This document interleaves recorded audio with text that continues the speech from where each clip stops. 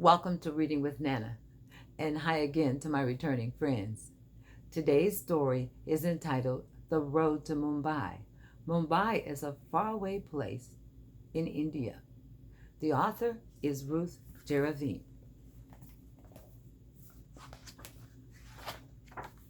In the middle of the night, Shobha's monkey, Fuzzy Patel, tickled her cheek.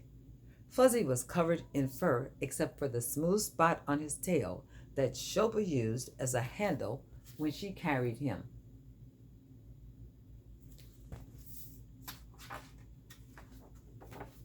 "We must leave for Mumbai tonight," Fuzzy announced. "My dear cousin Puri is getting married there tomorrow." "I love weddings," Shobha said.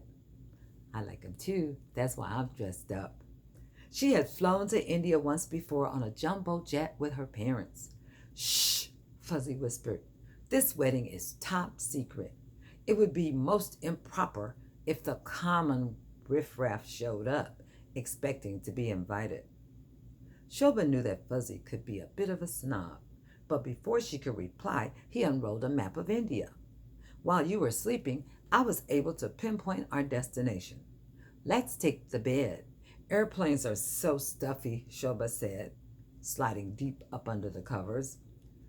With a bump and a puff of smoke, the bed began to whir and spin, and they whizzed off into the night.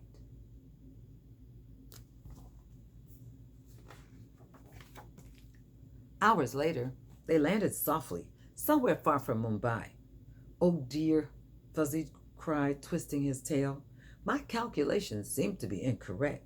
It will be such a disgrace if we arrive late to the wedding and miss the singing, dancing, and tasty food." A curious camel named Ishmael overheard Fuzzy and offered to take them to Mumbai. As they trudged through the dry desert, Shobha grew hot and thirsty. Finally, they found the road to Mumbai and a boy named Anil who was selling fresh coconut juice. When Shobha took a drink, it felt like a cool waterfall running down to her toes. As she sipped the last drops of juice, Shobha smiled. She had an idea. "Let's invite Ishmael and Anil to the wedding." "Oh, no. They would be bored to tears," Fuzzy said abruptly as he jumped down from Ishmael's hump. "In fact, now that we're on the road to Mumbai, let's not trouble them any longer. Thank you, my dear camel, and farewell." Before they continued on their journey, Shobha took Anil's hand and gave Ishmael a sandy kiss goodbye.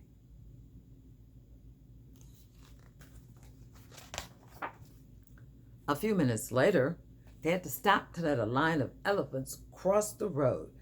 Fuzzy twisted his tail impatiently.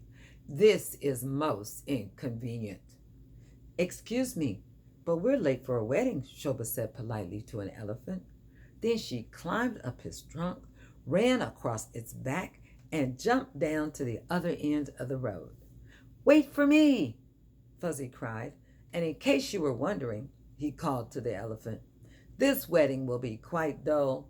No singing, no dancing, and the portions of food will be far too small for an elephant to enjoy."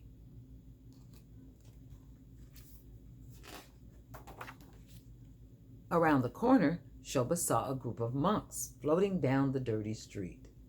"Is this the way to Mumbai?" she asked one of them. "We're looking for a large wedding." The monk didn't reply. "They've taken a vow of silence," Fuzzy whispered. "That means they don't talk."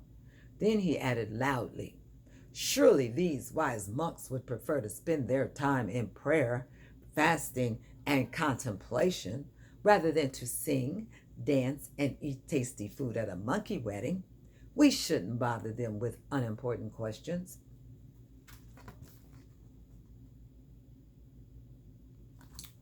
Farther down the road, they found an old man sitting beside a basket.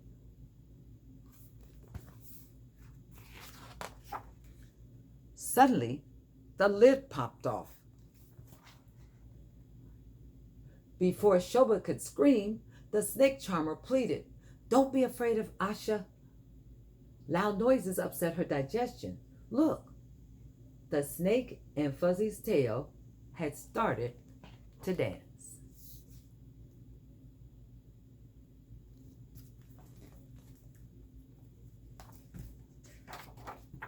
The old man joined in, playing a folk tune on the flute. "How far is it to Mumbai?" Shobha asked. "We're going to a monkey wedding." "What a joyous event!" the snake charmer cried, clapping his hands. "Oh no," Fuzzy assured him. "It will be a most unhappy event, especially for a snake with an artistic temperament and a sensitive stomach.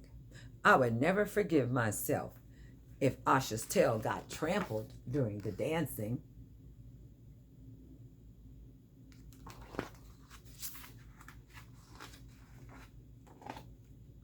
"But Mumbai is in the other direction," the snake charmer told them. "Don't worry, though. The Mumbai Express should be arriving at any minute."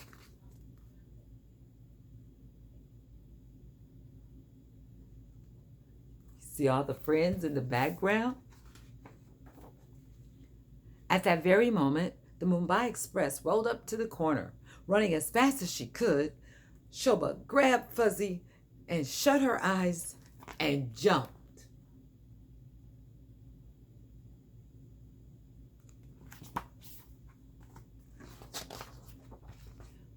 It was getting dark when the bus finally reached Mumbai. Cars, scooters, bicycles, dogs, cows, rats, roosters, and rickshaws rumbled past them.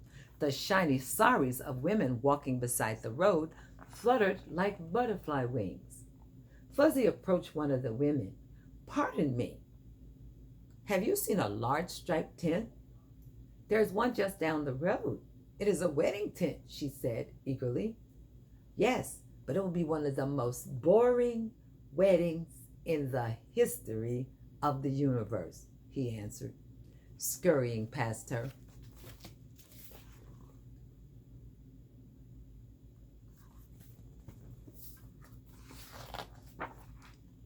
In front of the tent, Fuzzy's cousins, Cecil, Kumar, and Raja, were playing funky monkey music.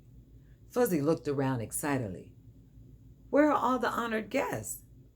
"Well," said Kumar, "the Barajis have a sick grand monkey.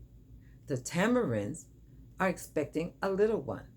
The Japurs are in Bali on vacation. The—" "Oh, dear," Fuzzy interrupted as he twisted his tail. "This wedding is going to be a disaster of enormous proportions." But before Fuzzy could twist his tail right off, Shobha cried, "Look, I think the guests are arriving." It was the best wedding Shobha and Fuzzy had ever been to. The air smelled of sweets and spices, and everyone ate laddus, jalebis, and gulab jamun until the singing and the dancing began.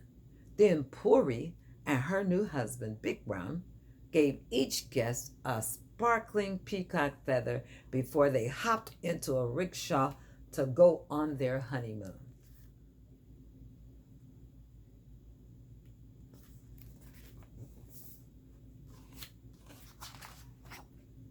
The next morning, Shobha woke up with a start. On the pillow beside her, Fuzzy snored softly, dreaming of the friends they had made on the road to Dubai.